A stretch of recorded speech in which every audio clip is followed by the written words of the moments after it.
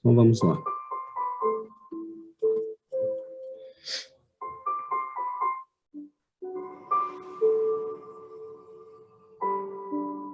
Querido Señor Jesús, querido Mestre, querido Guía, te agradecemos, Señor, por tu presencia.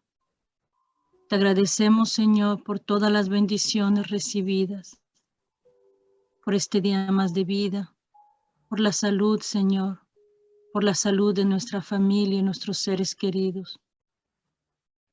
Te agradecemos, Señor Jesús, de permitirnos reunirnos el día de hoy, entre amigos, en familia, para aprender más sobre tu Evangelio. Te pedimos, Señor, que nos permitas calmar nuestros corazones, que nos permitas dejar nuestras preocupaciones de lado, para que podamos comprender todo lo que será dicho el día de hoy, para que podamos entender, Señor, tus enseñanzas.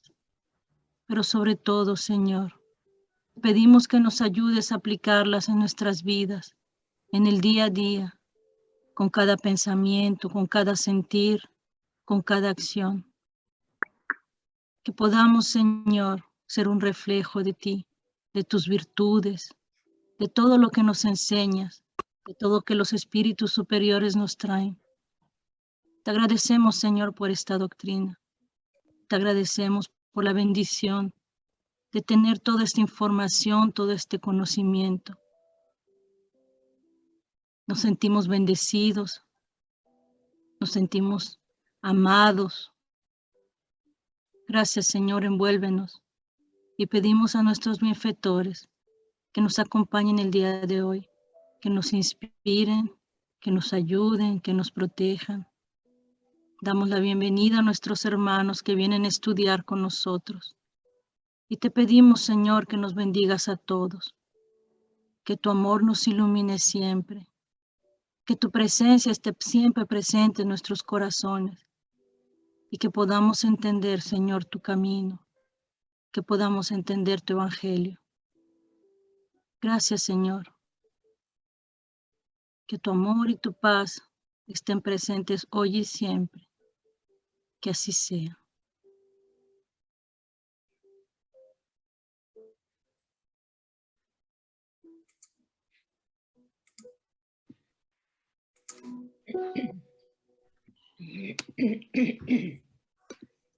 Adriana, França, você faz a leitura da primeira parte? Sim, Gi. Desculpa. Um dia, Deus, em sua inesgotável caridade, permitiu que o homem visse a verdade varar as trevas. Esse dia foi o advento do Cristo. Depois da luz viva, voltaram as trevas. Após alternativas de verdade e obscuridade, o mundo novamente se perdia. Então, semelhantemente aos profetas do Antigo Testamento, os espíritos se puseram a falar e a vos advertir.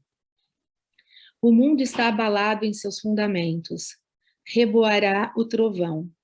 Sede firmes. O espiritismo é de ordem divina, pois que se assenta nas próprias leis da natureza. E estais certos de que tudo o que é de ordem divina tem grande e útil objetivo. O vosso mundo se perdia.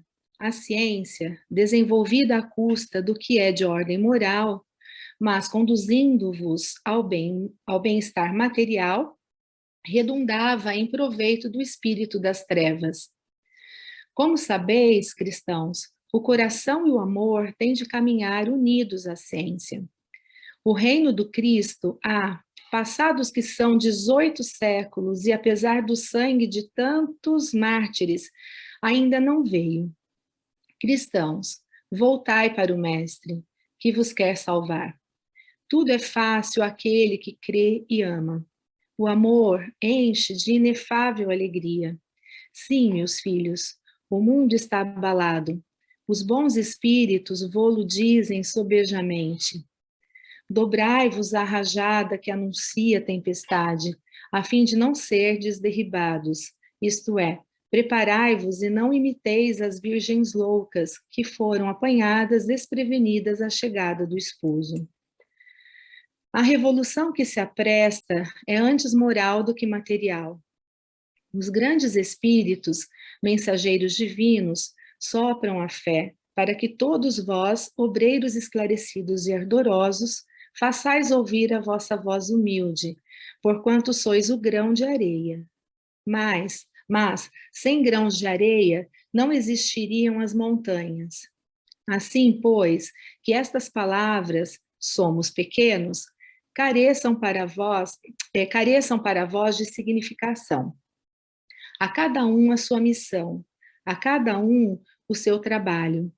Não constrói a formiga o edifício de sua república e imperceptíveis animálculos não elevam continentes? Começou a nova cruzada. Apóstolos da paz universal, que não de uma guerra, modernos São Bernardos, olhai e marchai para a frente. A lei dos mundos é a lei do progresso. Fenelon, Poitiers, 1861, o Evangelho segundo o Espiritismo, capítulo 1. Obrigada, Adriana. Cristo em nós. Civilizações numerosas passaram sobre a Terra, deixando na retaguarda, com algumas réstias de luz, túmulos imponentes e ruínas fumegantes. Civilizações em que nossos próprios espíritos, usando formas inumeráveis, muitas vezes, desceram a precipícios da violência e da morte. Do cântico selvagem do homem primitivo à sabedoria dos faraós e do Egito multimilenário a nós outros, a cultura intelectual, com as indagações filosóficas e com as experimentações científicas, com as interpretações religiosas e com as aventuras bíblicas, exercitou, de mil modos, as nossas faculdades mentais, transformando-nos o instinto em inteligência, a inteligência em razão, e a razão em conhecimento superior, dentro do qual, porém, a animalidade primeva, sempre induzindo-nos à conquista da ilusão e da posse efêmera. Cristo, porém, é a lei divina que nos reclama a níveis mais altos. É a soma das qualidades edificantes com que nos compete escalar os cimos da evolução a que nos destinamos. É por isso que o cristianismo redivivo é a luz com que nos cabe inflamar os próprios corações, fonte com que nos compete dessedentar a vida sequiosa de renovação e de paz em derredor de nós mesmos. Entronizemos o Senhor no templo da própria alma, para que o serviço da Boa Nova, começando por nós mesmos, se nos irradie das atitudes e pensamentos, palavras e ações, criando áreas vivas de compreensão e de trabalho edificante, nas quais possamos plasmar o abençoado caminho para a nova era.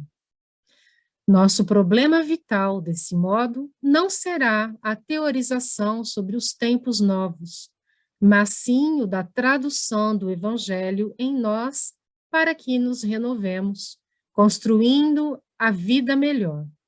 Quando instalarmos o Divino Inspirador em nossa própria vida, materializando-lhe os ensinamentos à frente uns dos outros, o reino de Deus brilhará em nós, gerando felicidade e enaltecendo a vida. Do livro Abrigo, Emmanuel Chico Xavier. Muito bom, obrigado Adriana, Giovana, Yuri pela prece. Nós temos aí uma mensagem, né, de Fenelon. Fenelon foi um grande clérigo, né, da Igreja Católica Francesa, e é uma mensagem belíssima, porque nos situa um pouco, né, com relação ao momento em que o Espiritismo aparece, ao momento em que nós estaríamos vivendo como civilização, e os Espíritos tinham muito claro isto, né, que o Espiritismo aparecia num momento importante para a humanidade. Nós, acho muito bonito quando ele fala, né, que houve um momento em que nós humanos vimos, né, a luz varar as trevas, que foi o aparecimento de Jesus, e a partir deste momento nós não tivemos senão alternâncias, né, de luz e trevas, alguns grandes espíritos, mas momentos de grande escuridão, porque nós somos teimosos, né? Mas ele fala, né, que no momento em que o Espiritismo está chegando e chega à humanidade, é mais uma oportunidade que nos está sendo dada de encontrar a luz. E ele fala que o nosso mundo vivia um momento de perigo, né? O vosso mundo está em perigo.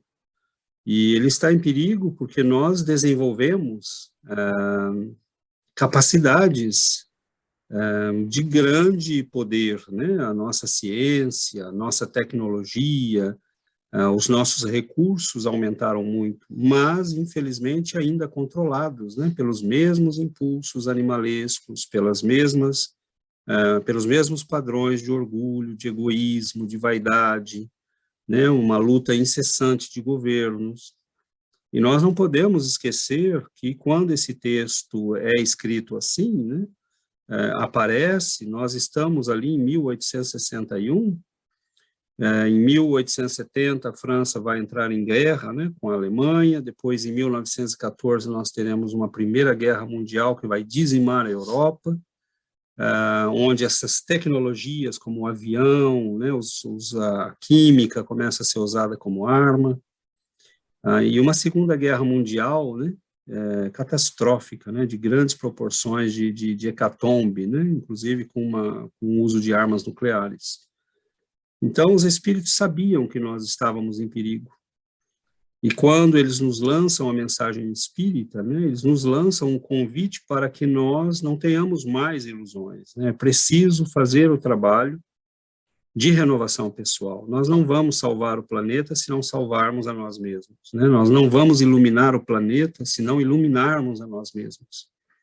Cada pessoa que se ilumina é um ponto de luz no planeta, e em volta dela vão se agregar outras pessoas que estão buscando essa luz. Então, o Espiritismo surge num momento crucial para a humanidade, onde nós vivíamos, né, a ameaça da destruição, e vivemos ainda, e é por isso que esse momento não passou. Mais que nunca é preciso que as pessoas tenham acesso a esse conhecimento, e a mensagem de Fénelon, né, nos convida a isso. Mas, combinando com a mensagem de Emmanuel, o convite é para que nós não nos tornemos só pregadores, né? Nós precisamos de pessoas que exemplificam, que tentem transformar suas vidas em vidas evangélicas, vidas autênticas, né, seguindo os ensinamentos do Cristo. E esse é o grande poder, né? Esta é a grande pregação que nós podemos fazer. Então, a mensagem, ela está, né, as duas mensagens estão cheias, né, de pontos interessantes, de ângulos, né, que a gente pode utilizar para a nossa reflexão. E eu faço essa introdução chamando principalmente atenção para o momento, né, em que tudo isso começa a acontecer. E esse momento não passou. Nós estamos mais que nunca num mundo que tem muito poder, muitos recursos, muita ciência, muita tecnologia, muita inteligência, né? Nós temos universidades espalhadas pelo mundo todo, gente trabalhando o dia inteiro em laboratórios, mas o que isso, né, significa concretamente para a felicidade, para a iluminação da humanidade, para a renovação da humanidade, né?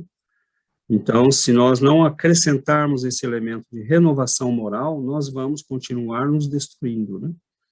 E criando guerras e criando destruição, que infelizmente é o que faz a criatura que não tem elevação moral, né? Então, finalizo aqui meus comentários e nós abrimos, né, para que nós tenhamos outras participações. Adriana. A Val não está aí para começar, né? Eu começo. Não, lendo o texto, achei interessante, porque quando chegou na parte que ele fala do grão de areia, né? Eu me vi tanto ali, porque toda vez que eu estou rezando, pedindo alguma coisa, né, assim, às vezes antes dos estudos, tudo, né, eu sempre falo eu penso assim, né, na minha oração, eu falo, eu sou tão pequena, sou tão assim, tão pequenininha, um grãozinho de areia, mas eu quero ser um grãozinho de areia útil, né, que Deus me permita de ser um grão de areia que possa fazer a diferença, né, que possa fazer alguma coisa. E aí, quando ele falou do grãozinho de areia, eu falei, opa, sou eu esse grãozinho de areia, né. Eu achei bem interessante isso. Mas a questão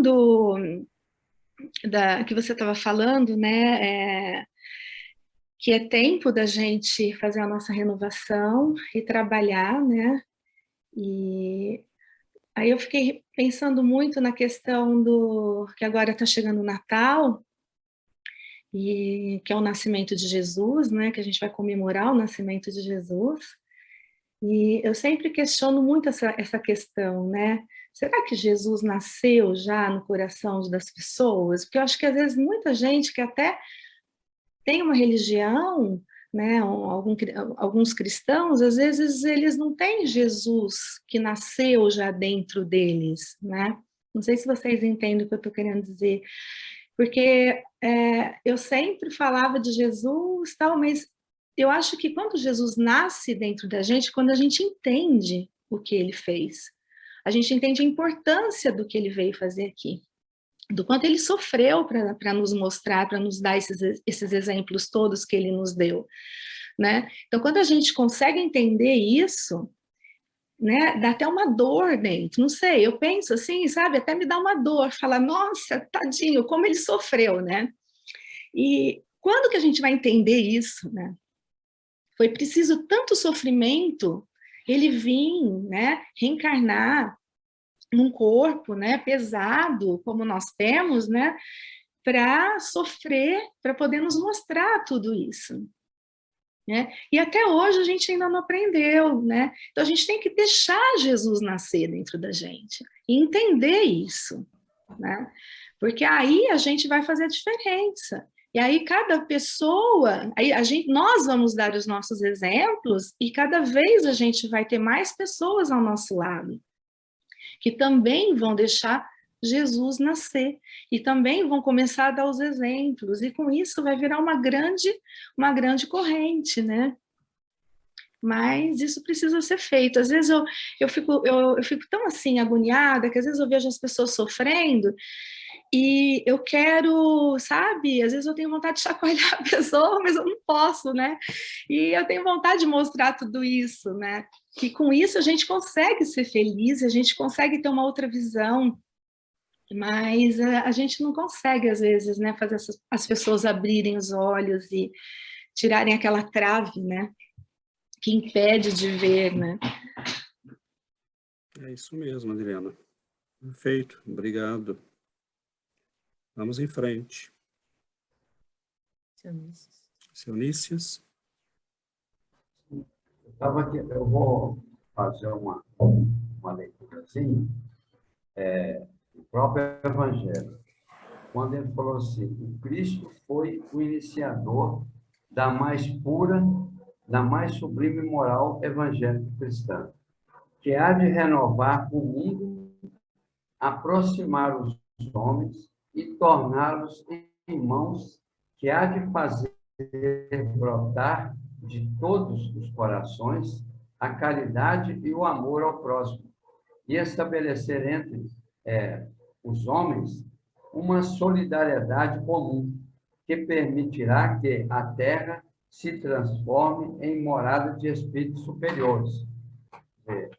Eu estou um pouco assim, eu estou otimista com relação a isso, porque se a gente pensar, quando Jesus veio aqui, o que ele encontrou?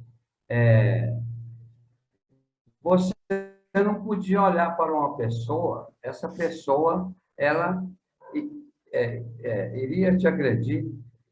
A pessoa agredia o outro com muita facilidade, porque ainda estava dentro dela esse sentimento do olho por olho, dente por dente. Então, eu vejo hoje, por exemplo, creches, eu vejo escolas, eu vejo pessoas pensando naqueles que estão julgados assim na rua, fazendo trabalho, né, para amparar essas pessoas, e enquanto que no tempo de Moisés, uma pessoa julgada na rua passava direto, né? Hoje eu estou vendo que Jesus ele abriu mais o coração das pessoas. Eu vejo assim, eu era muito materialista mesmo, muito, né? Com a doutrina espírita, eu comecei a compreender a relação dos dois mundos, o plano espiritual e o plano material. Então, eu tenho uma compreensão, né, do exterior, a importância que tem o exterior para que eu possa espiritualizá-lo, né? Então, eu estou vendo mais nesse sentido. E essa vinda de Jesus, ele veio brotar um amor que não existia na Terra. Imagina só, né? E a doutrina espírita, ela vem mostrar o seguinte, olha, tem um plano espiritual e nós temos, assim, as leis de causa e efeito. Nós estamos aqui no mundo de provas e expiações. Então, a gente está muito amparado, né, de conhecimento. Eu vejo também muito trabalho fraterno. Eu vejo, assim, esse nosso trabalho, quando é que a gente poderia imaginar que ia ter esse trabalho? O estudo da doutrina de Cristo, né? Como nós estamos fazendo. Eu não sei se eu estou exagerando, mas eu estou muito otimista com relação assim, a evolução, porque mesmo na minha época, que eu estudei lá em Guanhães, quando eu cheguei lá em Guanhães para fazer o ginásio, eles falaram, esse mês nós tivemos 30 mortes de pessoas, né, que agrediram a outra. E quando eu saí, e hoje não tem mais isso lá em Goiânia, mais na cidade, quer dizer. Então, houve realmente uma evolução, né? Eu estou vendo mais assim, eu estou otimista nisso, né? Bom, senhor Nícias, é muito bom ver esse otimismo do senhor, e eu acho que o senhor tem razão, né? A gente não pode esquecer que a partir de Jesus houve uma revolução, né, que mudou a humanidade, que tem mudado a humanidade. E acho bacana isso que o senhor Nícias falou, porque às vezes a gente tem a síndrome, né, de olhar o que falta e não ver o que existe, né, o que foi feito. E o senhor Nícias falou do tempo de vida dele, né, mas se a gente olhar no tempo histórico, quando Jesus aparece, a escravidão, né, era uma coisa normal, pais podiam vender os filhos em Roma, era uma coisa normal, se eu estou endividado, eu podia vender um filho. Um homem, né, o chefe do clã podia decretar a morte de um filho, de uma filha, da esposa. Nós vivíamos em tempos bárbaros, né? A escravidão era vista como uma coisa muito normal. Então, a partir daí, né, o samaritano começa a agir, né? E nós não temos mais pessoas jogadas pelo mundo. Com o cristianismo começa um grande movimento de trabalho, né? De auxílio, de criação de asilos, creches, hospitais, escolas, né? E isso foi mudando a face do nosso mundo, né? Nós estamos... Não existia, na época que Jesus veio aqui na Terra, não existia um hospital. Exato, exato. E isso tudo foi mudando, né? Então, a gente não pode olhar só o que ainda nos falta, mas é graças à presença do Cristo, né, e aos seus seguidores, né? A primeira coisa que os discípulos fizeram logo depois da morte de Jesus foi começar a igreja, né, de Jerusalém, e ali nasce a primeira, né, instituição que recolhia pessoas necessitadas, órfãos, viúvas, né, ex-combatentes de guerras que eram largados, né, a eles mesmos. Então, nós temos um movimento de fraternidade que começa a se espalhar pelo mundo, né? E isso nasce com Jesus. Então, e esse movimento vai se estender pelo planeta todo, né? Não parou, nunca parou, né? Então, a gente sim, sejamos otimistas, sem dúvida nenhuma. E vamos em frente. Oi, Paula. Eu sempre tive uma ideia, assim, que tudo bem, a gente sabe os conceitos de Jesus, o que ele nos ensinou, mas na minha vida ele sempre esteve longe, entre aspas, no sentido de ele está no céu e eu estou aqui na terra. Então, eu sei o que eu tenho que fazer, conheço a história dele, mas peço para ele, agradeço, mas a coisa começou a mudar quando eu entendi que eu preciso viver Jesus, né?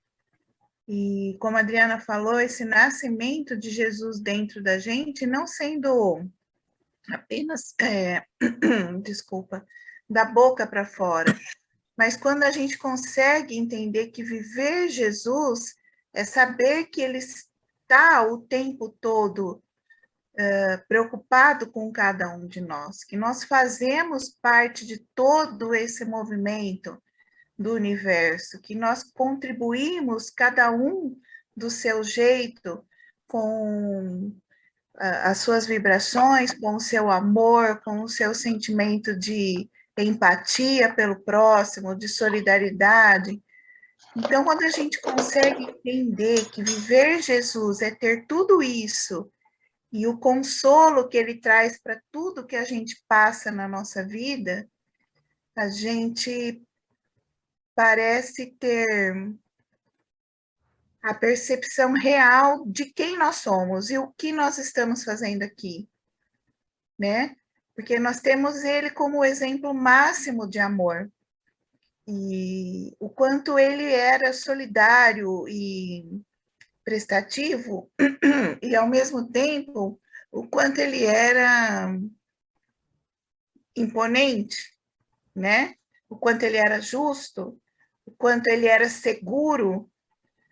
E a gente tem que aprender a viver isso e não deixá-lo apenas como um exemplo, como se fosse uma estátua lá, que você deixa quietinho lá. Então, acho que o mais importante que fez a diferença para mim hoje faz é eu querer viver Jesus nos ensinamentos que ele deixou para mim, fazendo o melhor que eu posso. Tem dia que o meu melhor é 10, tem dia que o meu melhor é 2, mas eu estou fazendo o meu melhor o tempo todo, porque eu já sei o que eu quero para mim, o que eu não quero, o que me traz segurança e o que me traz consolo, né? E aonde eu quero chegar, porque quando a gente sabe onde a gente quer chegar, a gente vai em busca. Quando a gente não sabe, qualquer lugar serve, né? Como a gente diz aqui.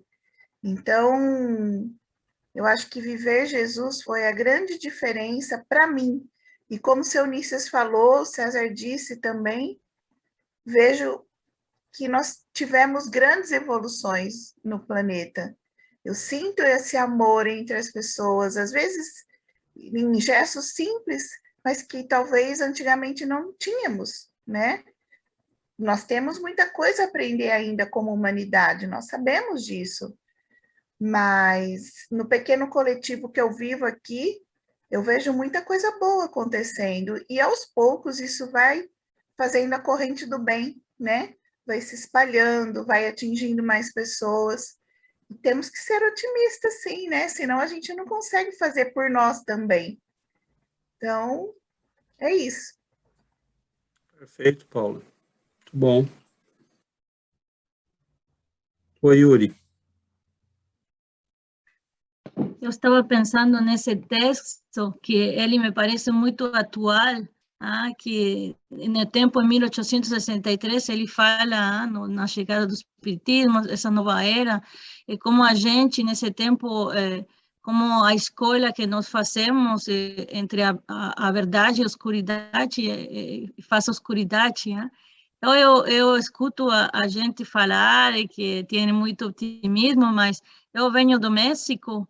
Em México eu vejo a situação é muito difícil e todo o tempo é cada vez mais difícil. Então, eu penso, essa escola, nós continuamos fazendo essa escola da escuridade, das trevas, mesmo agora, depois de 160 anos.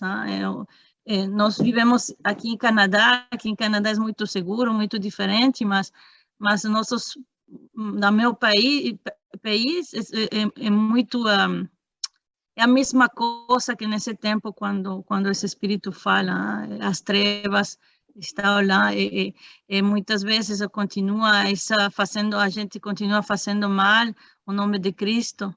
Então para mim é muito atual. E também estava pensando no fato quando ele disse o final, a nova cruzada começou, a nossa cruzada não é mais essa guerra que São Bernardo faz naquele tempo, mas agora essa guerra com nós mesmos, com nossas atitudes, como nós devemos lutar com nossa ignorância, com nossa teimosia. Então, eu acho muito que é uma convocação para nós, para a fazer a divulgação, mas também a ser exemplo. Eu penso na responsabilidade que nós temos como espíritas. Nós não somos melhores que outros, mas nós temos muita informação e muitos espíritos que vêm nos dizer, orar e vigilar, prepare-se, estude. Então, nós somos essas cruzadas, nós precisamos fazer agora. É isso mesmo, Yuri. E lembrar, né, que faço aí uma ponte antes de passar a palavra, às vezes eu não sei, né, o que é pior. As pessoas que não conhecem Jesus e vivem suas vidas ignorando, né, tudo isso que nós sabemos, ou aqueles que dizem conhecer Jesus e que viram as costas para ele todo dia, né? Então, o mundo não vai melhorar enquanto nós não melhorarmos, né? E isso é uma escolha que não se impõe a ninguém. Isso é uma escolha e as situações às vezes vão piorar mesmo, porque em alguns lugares, em alguns momentos da nossa vida, você pode ter pessoas vivendo aqui no Canadá e que a vida pode piorar muito com o tempo, porque Deus nos deixa livres para escolher e para viver as nossas escolhas e para aprender com as nossas escolhas. E às vezes ele nos deixa livre, né, ao extremo de a pessoa poder atentar contra a sua própria vida, né, quer mais liberdade do que isso, mas ele não nos deixa livre das consequências. Então, muitas vezes o mal vai, como diz o livro dos Espíritos, às vezes Deus deixa, né? E o mal deve chegar ao extremo para que a gente entenda que tem que fazer o caminho de volta. Mas nós avançamos muito, né? E é uma pena que nós, espíritas, não entendamos a importância, muitas vezes, do conhecimento que nós temos. Né? Você saber que é uma alma eterna, que você vive muitas vidas, que suas vidas são escolhas suas, que nosso estado interior, né, o nosso estado espiritual, nossa evolução é patrimônio nosso, não é conquista de ninguém, não vai ser dado por ninguém, não vai ser roubado por ninguém, é patrimônio nosso, né, nós somos o produto do que nós fazemos de nós mesmos. Então, quando nós chegamos num certo grau de maturidade do entendimento disto, nós começamos a entender que nós não temos o direito e nem tem por que nós ficarmos cobrando dos outros. A questão é o que eu faço de mim mesmo, o que eu faço da minha vida. Né? Eu não vou responder disto em face de ninguém, eu vou responder em face de mim mesmo, em face de Deus. Né? A hora que você der o último suspiro e levantar do lado do teu corpo, né? Você vai ser quem você é. Você não é mais preto, branco, cor-de-rosa, laranja, rico, pobre, milionário, miliardário. Você é você. Você é o filho de Deus e você é o que você fez de você. Então, não existe um mundo melhor amanhã, não existe um mundo pior, existe eu melhor hoje, né? E aí é que a gente vai entendendo. Como a Paula falou, né? Eu faço o melhor que eu posso. Né? Eu faço o melhor que eu posso. Mas eu não faço isso para os outros, eu não faço isso para sair no jornal, eu não faço isso para agradar as pessoas, eu não faço isso para ser um bom menino, eu faço isso porque eu entendi que a minha vida é responsabilidade minha, e que o mundo à minha volta não vai melhorar se eu não melhorar. né? Então, nós temos um trabalho pessoal a fazer e nós temos um trabalho como sociedade, né? Então, educar as pessoas, e muitas vezes nós ficamos esperando o momento adequado, a hora certa, o grupo ideal, não existe isso, né? Nós começamos, você começa e as coisas vão acontecendo, você começa e Deus vai mandando o que precisa, né? Agora, ao invés de, né, a gente tem que se perguntar pessoalmente, o que é que eu estou fazendo pela divulgação desta mensagem? Né? Alguém cobrou alguma coisa da gente para aprender Espiritismo? Não, né? Está tudo aí acessível, né? É livre, está na internet, está nos livros. Então, o que é que nós estamos esperando? Né? Partilhar, como é que eu uso meu Facebook, meu Instagram? Para publicar bobeirinha ou é para publicar coisas que possam, né, pelo menos uma vez por dia, trazer alento, paz, reflexão para as pessoas? Né, como é que eu vivo a minha vida? Então, não existe os outros, né? Os outros vão nos seguir. E as pessoas que mudam, elas mudam o mundo. Né? O mundo vai mudando em volta delas, é natural. Você vai, né, as coisas vão acontecendo sem imposição, sem, né, é um trabalho pessoal. Agora, e finalizo aqui, isso tem que ser entendido, isso tem que ser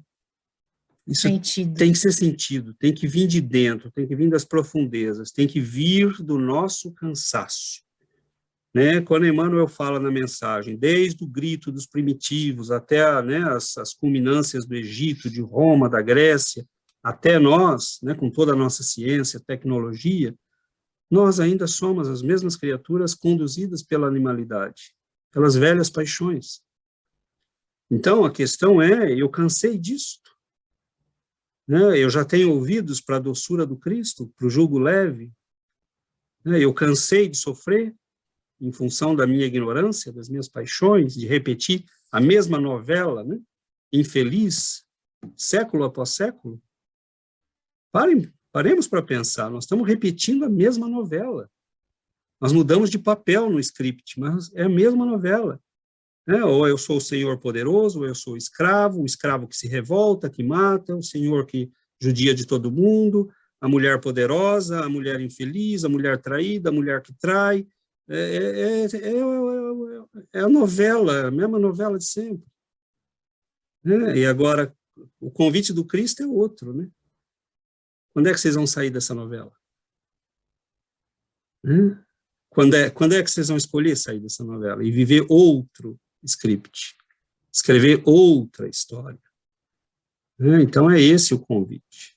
Né? Eu acho que isso não vem de ninguém. Ninguém nos convence disso. Ou nós já vivemos o suficiente para entender, ou nós vamos continuar vivendo até entender.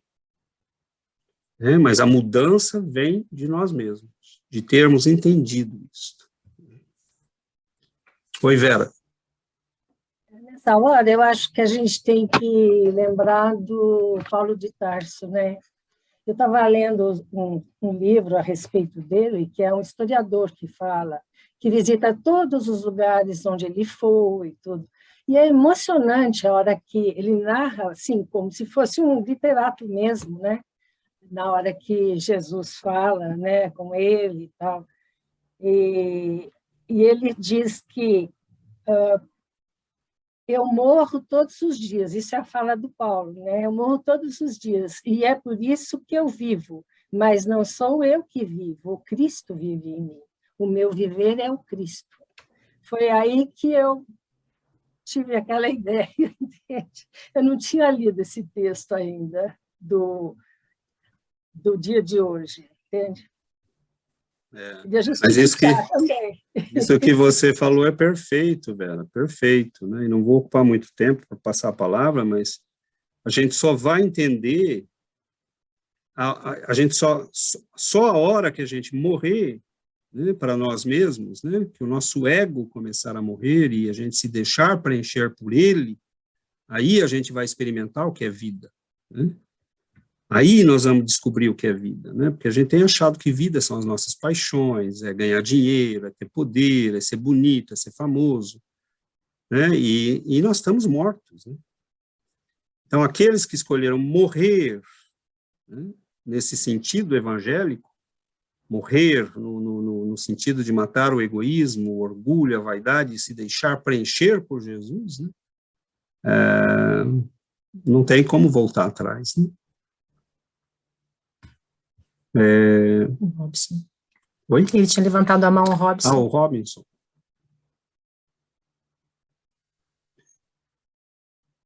O microfone está fechado.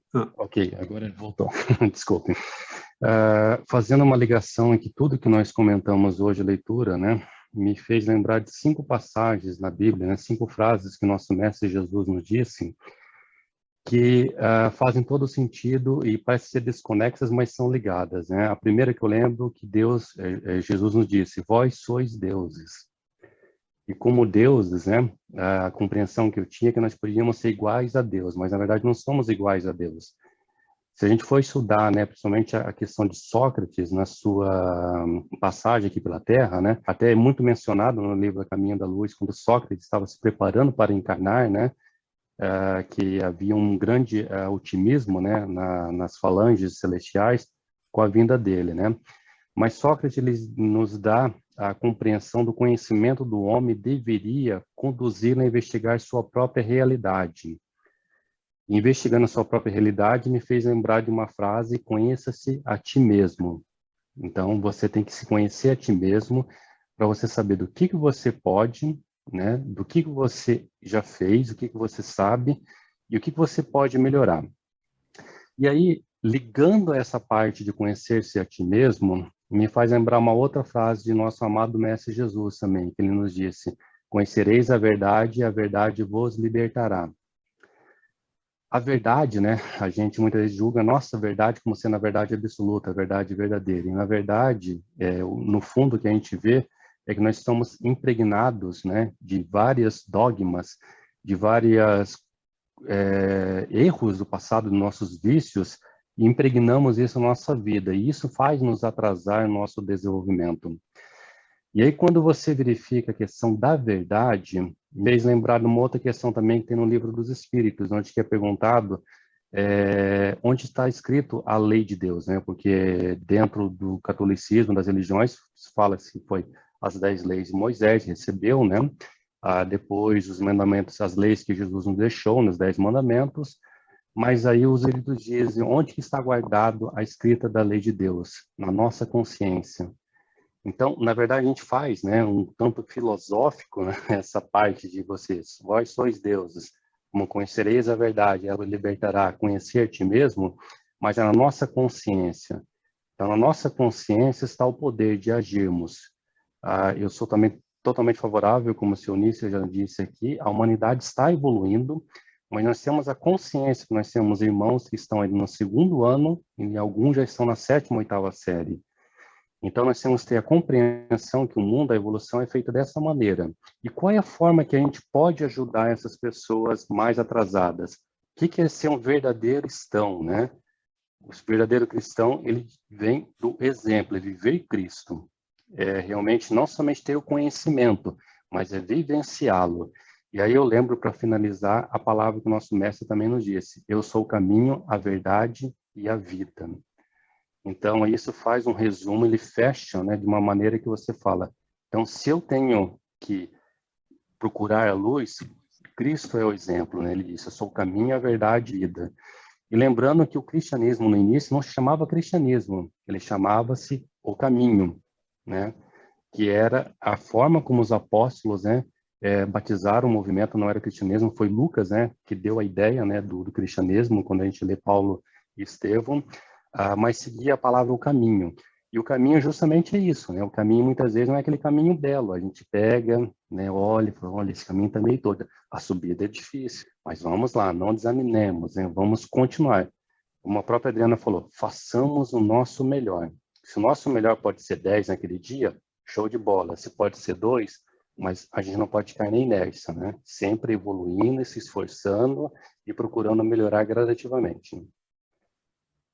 Perfeito, Robson. Muito obrigado. Então vamos em frente. Temos ainda algum tempo para mais comentários. Essa semana eu faço as publicações, né, na página todos os dias, e ontem eu peguei uma mensagem de Emmanuel que diz assim: nos variados climas do mundo, há quem se nutra de tristeza, de solidão, de prazer barato, de revolta, de conflitos, de cálculos, de aflições, de mentiras. Mas o discípulo de Jesus, aquele homem que já se entediou das substâncias deterioradas da experiência transitória, pede a luz da sabedoria, a fim de aprender a semear o amor em companhia do Mestre. Então, eu achei tão lindo, né? E, às vezes a gente fica tão preso, né, naquilo que é sofrimento, né? E de Jesus, há 2000 anos, ele nos convida a essa libertação. Há 2000 anos, ele nos chama para que sejamos discípulos dele, né? E como a Adriana ressaltou no texto, né, dos grãos de areia, nós não somos missionários, né, do mestre, como ele mandou tantos missionários, né, para ajudar na transição, na evolução do planeta, mas nós podemos ser pequenos discípulos dele, né? Porque um grão de areia faz falta na montanha. Então, se a gente for o grão de areia, mas se a gente for aquele discípulo que realiza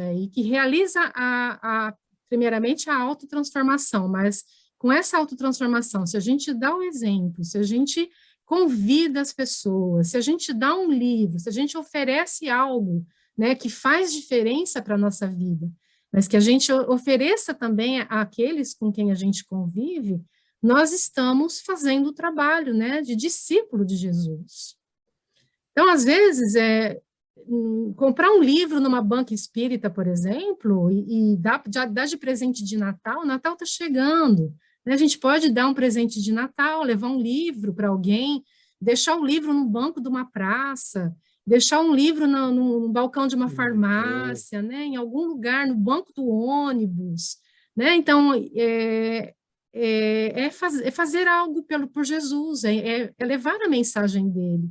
Porque nós não somos grandes mensageiros, mas nós podemos fazer algo, porque ele precisa de nós, ele precisa, mesmo que sejamos os pequenos grãos, nós fazemos parte desse todo, ele precisa de nós, né, desse nosso trabalho, desse nosso esforço, do convite para as pessoas, né, esse grupo foi crescendo, porque as pessoas vão convidando, e é muito bonito de ver, porque quando a gente faz um grupo crescer e as pessoas vão estudando junto com a gente, então a mensagem vai se espalhando de alguma forma, né?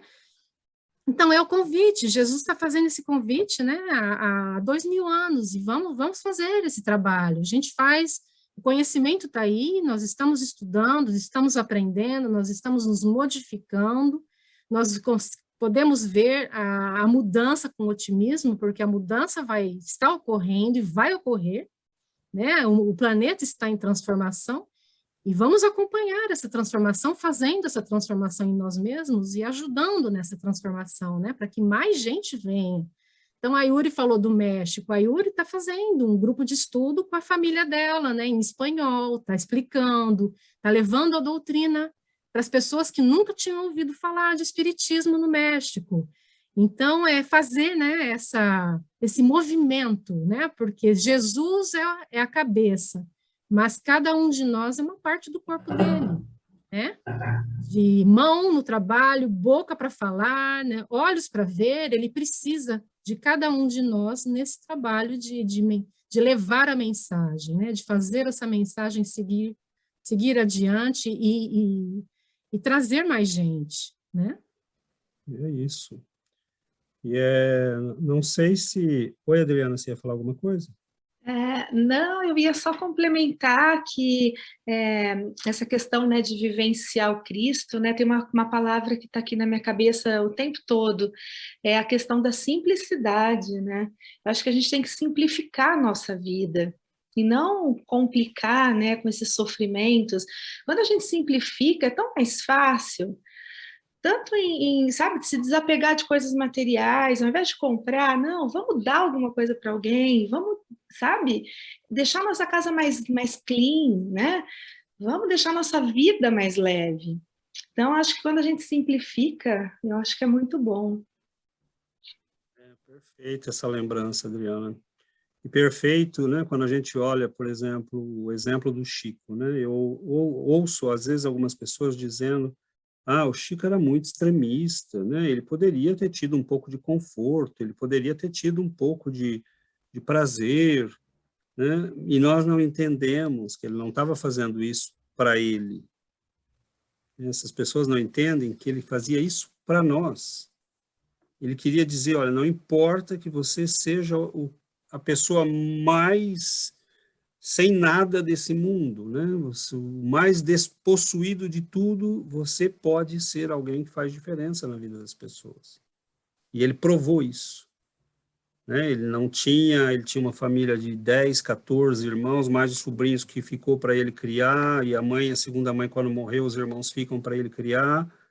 Não faltou um dia de trabalho, não faltou uma sessão de trabalho no centro, e foi estimulando o trabalho de milhares de pessoas no Brasil todo, e sem ter um centavo, né? A não ser ele mesmo. Ele era a pessoa, ele era a diferença. E é isto que a gente precisa entender. É isto, este é o ponto. Este é o único ponto que a gente precisa entender. Nós podemos ter tudo, mas se não tiver Jesus, nós não estamos falando aqui de Jesus por blá, blá, blá. É ele que faz a diferença. Você pode ser o cara mais inteligente do mundo. Sem Jesus, você vai fazer um monte de besteira e vai espalhar trevas pela humanidade. Você pode ser o cara mais rico do mundo. Sem Jesus, você só vai causar infelicidade para os outros e para si mesmo. Jesus tem a alquimia sagrada de transformar o que é treva em luz. Ele tem isso. Em nenhum lugar, em nenhuma doutrina, em nenhuma filosofia, em lugar nenhum deste planeta, nós vamos encontrar isso. Nenhum. Você pode ir em qualquer religião, em qualquer filosofia, todas são boas, todas te ajudam, todas te levam para frente, mas nenhuma te transforma verdadeiramente. E é essa transformação que a Vera falou, que acontece em Paulo de Tarso, né, que faz o mundo mudar. Né? Então, e ela está acontecendo, a gente acha que ela é uma coisa extraordinária, que só os grandes santos têm, uma mãe que se sacrifica pelos filhos, uma pessoa que começa um culto do evangelho no lar para levar a luz a outros, um grupo que começa a estudar junto, a página no Facebook que você publica coisas boas, a transformação que está acontecendo em você, você está partilhando com o mundo. Mas quando a gente fala de Jesus, eu acho que as pessoas se acostumaram a ouvir o nome de Jesus sem entender o significado.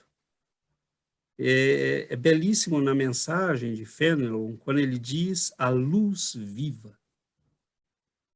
Jesus é a luz viva. Então, isso é de uma beleza, porque não tem, enquanto nós não tivermos feito essa alquimia, né, de transformação interior, de absorver o Cristo, de nos esvaziarmos de nós, porque nós, na verdade, chega um momento que nós estamos cansados de nós. Para onde nós vamos depois que experimentarmos tudo, todos os prazeres, todo o poder, todas as coisas desse, nós vamos para onde? Então, não, é aí que entra o Cristo. Né? Você quer sair desse jogo? Sou eu, como o Robinson falou, né? Eu sou o caminho, eu sou a verdade, eu sou a vida. Você quer sair desse jogo, você quer virar luz, você quer ser luz, né? Eu sou o caminho. Então, esse Cristo que as igrejas falam, esse Cristo que não é esse Cristo, né? A mensagem mais profunda da doutrina espírita, aquilo que Allan Kardec fez, aquilo que faz dele o missionário de primeira grandeza que ele é, foi ter trazido Jesus de volta para a humanidade. Nós tínhamos perdido Jesus. Ele estava embaixo de escombros, né, da teologia, das igrejas, das disputas, das guerras religiosas, e o Jesus que libertou as pessoas, que afastou obsessores, que curou paralíticos, cegos, né, que libertou Maria de Magdala, né, que libertou Paulo de Tarso, que libertou aqueles pescadores humildes e os transformou, né, em semideuses, porque eram homens que podiam curar. Né? Simão Pedro ressuscita um homem que cai e morre, né, numa queda terrível. Paulo de Tarso faz a mesma coisa. Paulo de Tarso é picado por uma serpente que matava todo mundo e ele não sente nada. Curam pessoas, mas eles sofreram esse processo alquímico. Né? Não eram mais eles que viviam, era o Cristo que vivia neles. Né? E o Cristo viver em nós é nós nos identificarmos plenamente com Deus, com o nosso Pai. Então, esse processo de libertação é o nosso desafio dos próximos séculos. Mas estar aqui hoje significa que nós já demos o primeiro passo. Nós já entramos na fila. Né? Então, sim, esse mundo pode ser olhado com um pessimismo terrível e nós podemos olhar para ele e falar, poxa vida, quanto trabalho eu tenho para fazer em mim mesmo e quanto trabalho eu tenho para fazer neste mundo. Quanta gente precisando de luz, quanta criança precisando de educação, quanto idoso abandonado, quantas mães sozinhas, né, que tendo que criar filhos porque foram abandonadas, né, quanta gente precisando, né, e nós vamos achar que estamos num mundo que não nos oferece, né, as possibilidades, elas estão aí. Né? E eu achei muito bonito, para finalizar, o que a Giovana falou, porque a Yuri comentou, né, da situação no México. Nós sabemos que no Brasil é igual, né? Nós temos muitas dificuldades, um déficit social muito grande, né? Déficits educacionais muito grandes. E isso existe em muitos países. Né? Mas ela começou, por exemplo, né, um trabalho, reunindo a família, reunindo os amigos, abrindo a possibilidade de pessoas de fala, né, hispânica poderem ter acesso ao conhecimento espiritual. E no Brasil, o que fizeram, né, os espíritas? Né, foram abrindo centros espíritas pelo Brasil todo, para ensinar o evangelho, para ensinar a doutrina. Mas para que serve o espiritismo? Para que serve o espiritismo? Ele serve para nos trazer Jesus. E aí é um absurdo, né? Algumas pessoas falaram, o espiritismo é muito religioso. Não, ele é pouco religioso, deveria ser muito mais. Porque a missão da doutrina espírita é essa. Que Jesus foi roubado da humanidade. Jesus foi literalmente roubado da humanidade. Ele foi roubado pela teologia, nós precisamos de padres e pastores para poder ter acesso a Jesus. E o que a doutrina espírita nos diz? Não, você tem uma relação pessoal com Cristo. É você e ele. Agora, você está na frente dele, e aí? A gente vai se afastar como o moço rico, né? Pergunta para ele, o que eu devo fazer? Ele fala e o moço vai embora. Ou nós vamos nos comportar como Paulo de Tarso, né? Que diz, que queres que eu faça, Senhor? Eu estava cego até ontem, agora eu vi a luz. Eu estava perdido, agora eu me achei. Eu não sabia o que eu estava fazendo, agora eu sei. O que queres que eu faça, Senhor? Essa é a diferença. Então, é um convite, né? A Adriana lembrou bem o Natal, né? Que as nossas reflexões, e nós faremos essas reflexões aqui, a cada domingo, que a gente reflita profundamente, né? Nada vai mudar se a gente não mudar.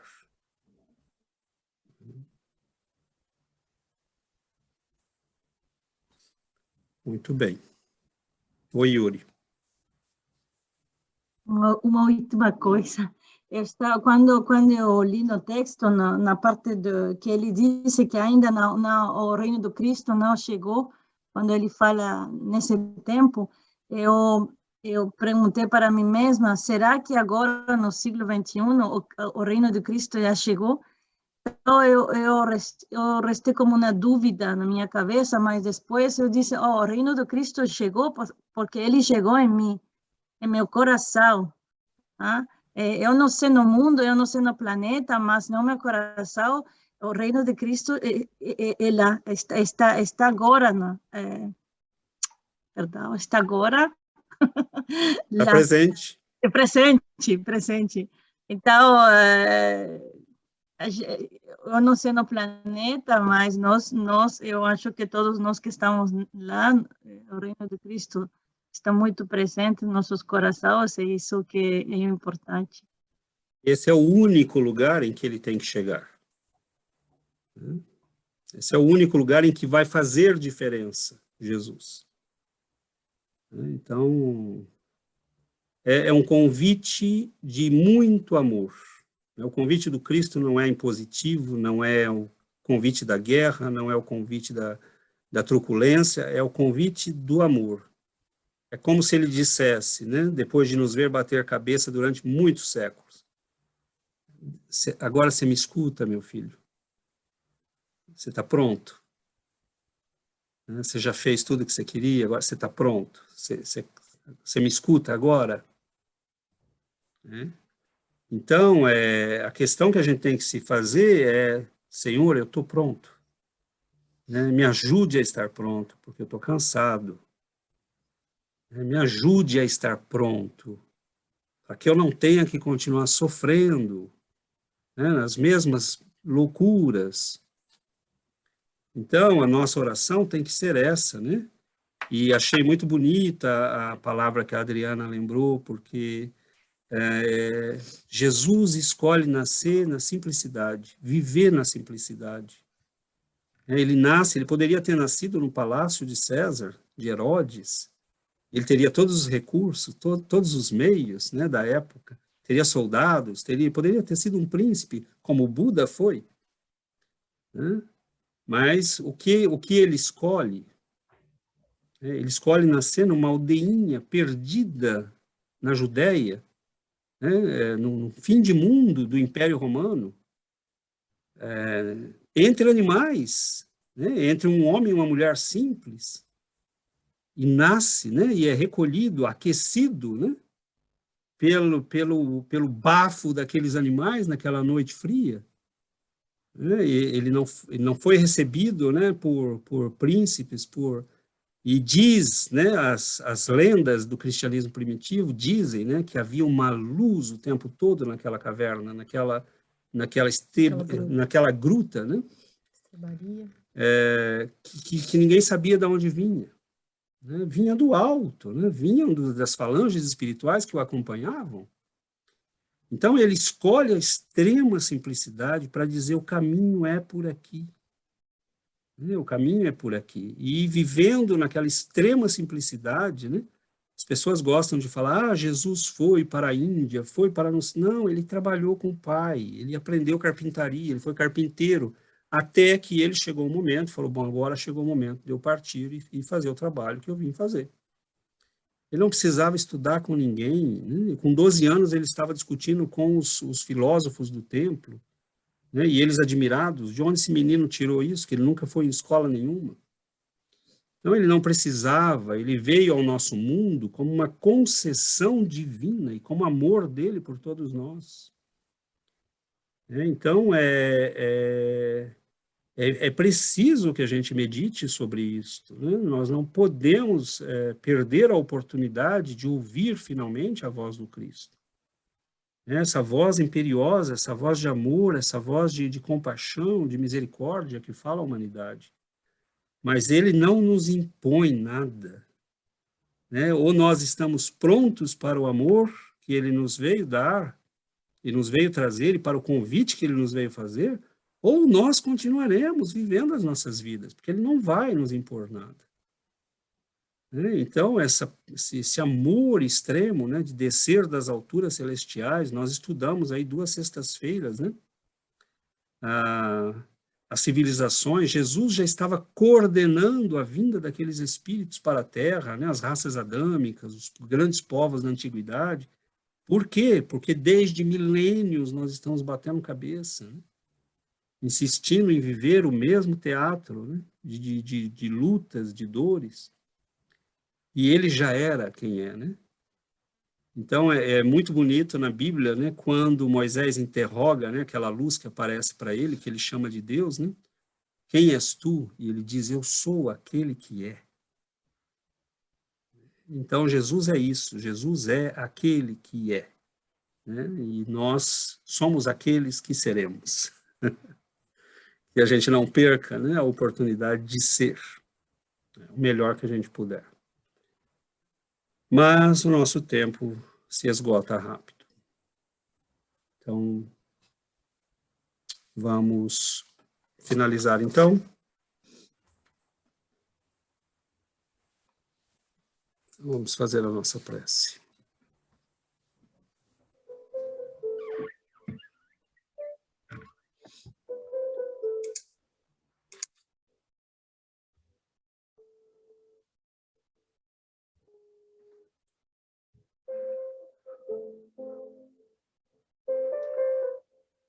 Senhor Jesus,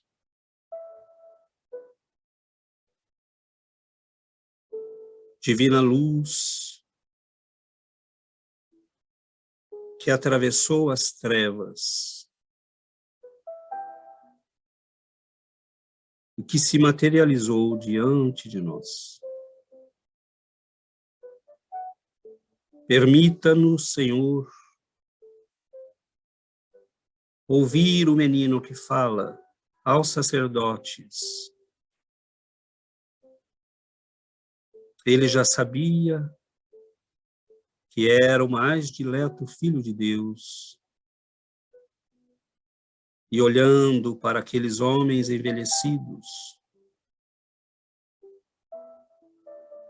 que haviam cultivado os livros e a sabedoria, ele tinha ânsias de dizer, vocês não entendem que a sabedoria está diante de vós? E quando o Senhor, batido e machucado, Pilatos te interroga, que é a verdade?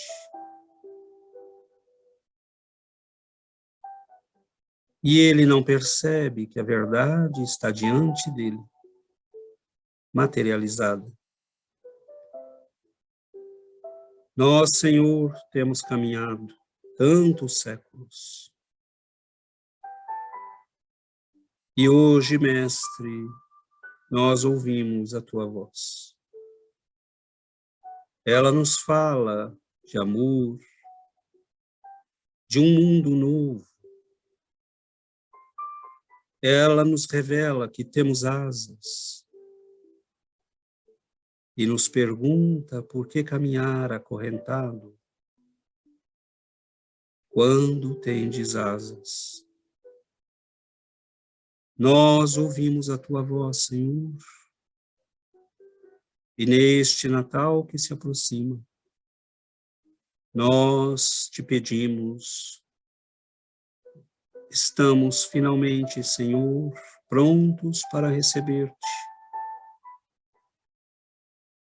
Transformamos nosso palácio de ilusões na manjedoura capaz de te acolher. Nós te rogamos, Senhor,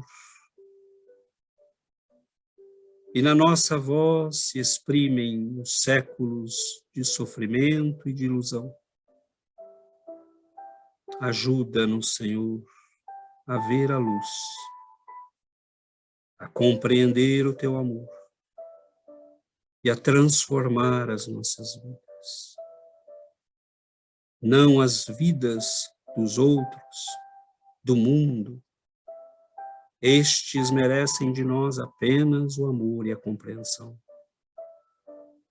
Dá-nos o privilégio, Senhor, de te acolher e de transformar as nossas vidas. Abençoe-nos, Mestre, ilumina o nosso caminho, ampara os nossos passos ainda hesitantes, dá-nos a força de prosseguir, a coragem de insistir, a humildade de aceitar, de entender, de acolher o teu amor. Muito obrigado, Senhor, que as luzes que brilham sobre nós nesta noite iluminem nossos lares, nossos entes queridos, que eles sintam o amor, a compaixão, a misericórdia da tua presença e que nós tenhamos uma vida que renasce. Que nossos corações, Senhor, se preparem para te acolher. Que façamos silêncio para ouvir os anjos que cantam. Que possamos receber-te no silêncio da oração. Hoje um Salvador nasceu para a humanidade. Que o Senhor possa nascer nos nossos corações e toda a humanidade estará salva, porque o Senhor veio para salvar cada um de nós. Esteja conosco, Senhor. Receba a nossa alegria e a nossa gratidão. E que nunca nos falte o alimento, a água viva, a luz para os olhos, que são a tua presença para nós. Fique conosco, Senhor. Nos abençoe hoje, nos abençoe sempre. Que assim seja, Mestre.